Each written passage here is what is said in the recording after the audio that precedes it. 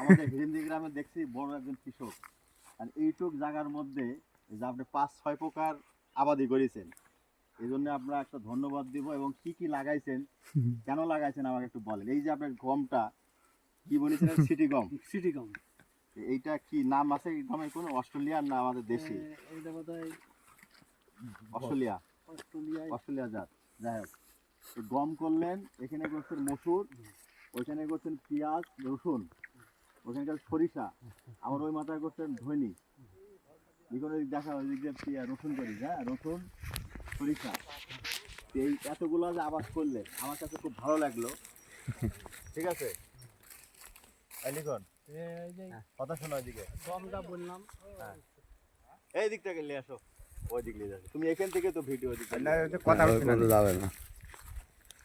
হ্যাঁ, কথা বলেন। হ্যাঁ আপনি বলেন যে এই এতগুলা করলেন এর মানে কারণটা কি? করলাম হলো হ্যাঁ এই কোলটা দিয়ে উঁচু ছিল, হ্যাঁ সে সিটি গম বলে দিলাম। আচ্ছা তারপরে এই যে নিচু জায়গা পানি হয় তো, হ্যাঁ হ্যাঁ এই পানি আবার নামে গেলে এটি আবার মসুর বললাম।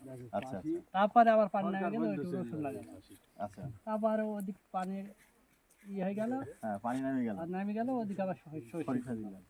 তারপর ওই মাথায় আবার দেখলে আবার ধনিয়া বলছেন। ধন্যবাদ। এটা কি মানে খাওয়া, নিজে খাওয়ার জন্য? খাওয়ার তাই না? জন্য। খাওয়ার জন্য ধনিয়া বললেন।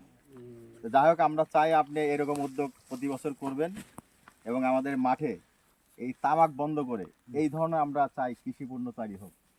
আগে যেমন হয়তো আপনার এই সরিষা, এই পেঁয়াজ রসুন গম, এই যে আপনার ছোলা মসুর, এই ধরনের আবাদ তৈরি হোক, এটা আমরা চাই।